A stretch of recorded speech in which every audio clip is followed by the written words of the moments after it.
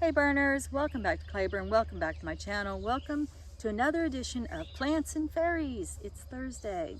So today I'm going to talk to you about my sweet little prairie rose and my little fairy named Rose.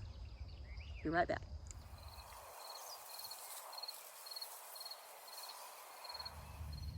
So this is my sweet little prairie rose.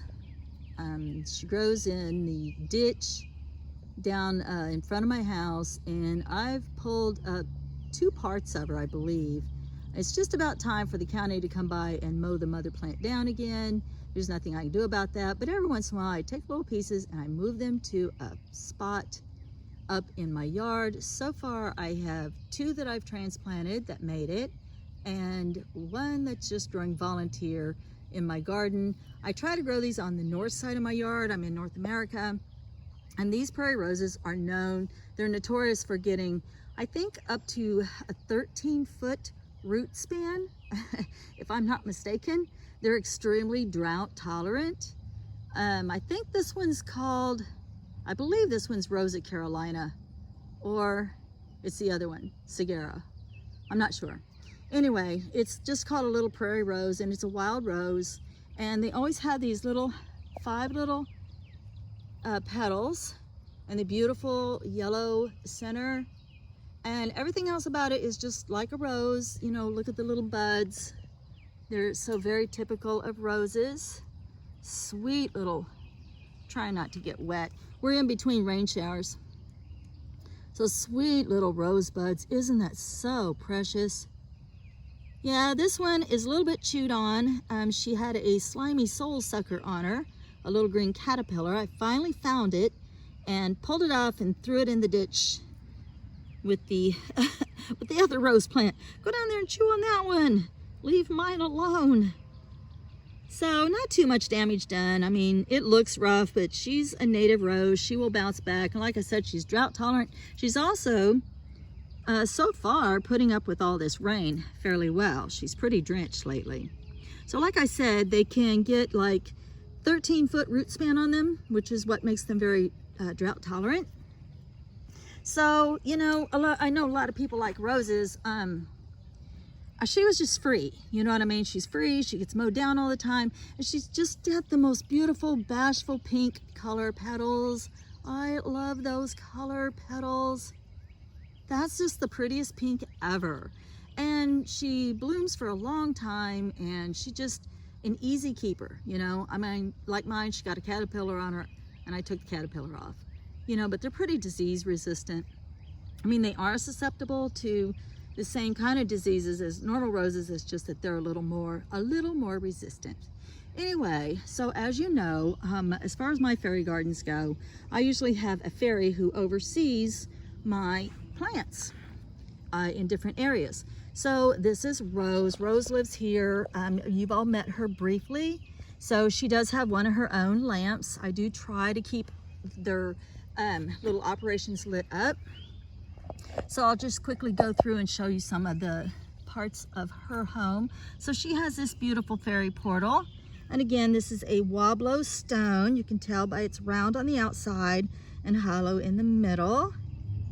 And I forget when the event happened, how many millions of years ago, but what happened was, like, there was like this meteor shower, and when it hit, or it was a meteorite. It's a meteorite, the one that hits.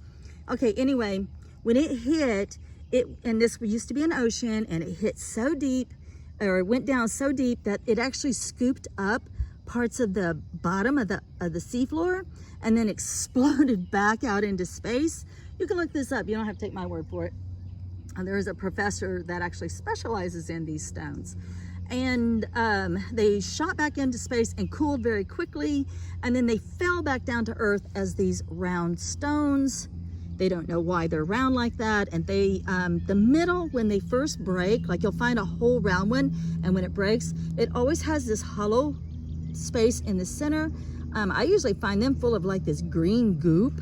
I don't know, for all I know, it could be millions of year old mud. And they always have a dimple in them. Somewhere there'll always be like one major dimple in every one. Anyway, they sell them around here for $1. I mean, they're just so they're just everywhere. And so when I find them, they're usually broken. I do have a lot that are whole, but they're usually broken. And I think they make great little fairy portals. So that's what I use them for. And then this is Rose. I just showed her a second ago. She's just your regular Dollar General fairy. And I like to paint mine. Painting is what I do. I either paint pictures or I paint miniatures. And I love like a lot of detail work. And so you can see where I put a lot of detail into Rose. I even gave her little pink toenails. And then Rose, of course, lives here. And her job is she sells rosehip tea, 5 cents per thimbleful. Although, look how cute. She has a little cup over here. Isn't that adorable? So she has a little cup in her yard as statuary. And she has this beautiful little well. I'll show you her well up close. I try to get the water glisteny, glittery, whatever you want to call it. It's hard to find statuary though with roses on it. So, but this month, Rose, her house was voted pretty, or she won the award from the other fairies of prettiest house. And I have to agree this month. Look at that little door knocker. Isn't that cute? That's just a bead. So with all of my fairy stuff, I go to the thrift stores or to sales or to the Dollar Generals, the Dollar Trees, and I pick up things and then I repaint them and make them my own. And I add beads and a clear coat and try to bring out the details. And then I'm happy with them. They go out here in the garden. Now my daughter just sent me for Mother's Day, she sent me some of those really nifty glow in the dark stones. So pretty much all of my fairy operations now have little glow in the dark porches. And then she also sent me this beautiful, beautiful little tea set. It comes from like Tampanica, China or something like that. And it is 1/12 scale. Right now it's full of water because we just got done with the rain shower and we'll probably be getting another one. But I love it. It has a 4-piece setting of dinner plates. 2 of the plates are at another fairy operation. And then it has 4 little saucers, 4 little cups, and has the teapot with the lid, and it has the creamer, and it has the sugar with the lid. It's all setting on this beautiful little antique saucer that I picked up at an antique store. And she sits on landscape fabric. She herself is on pea gravel, and then she's edged out by mulch, so we're all nicely mulched down. And her neighbor is cinquefoil and some wild petunia. So that's Rose's story. This video is getting a little bit long. I just wanted y'all to meet Rose, and I hope that you all have an amazing rest of your week and that you find love and joy in your life, and I will talk to you again in another video. Blessed be.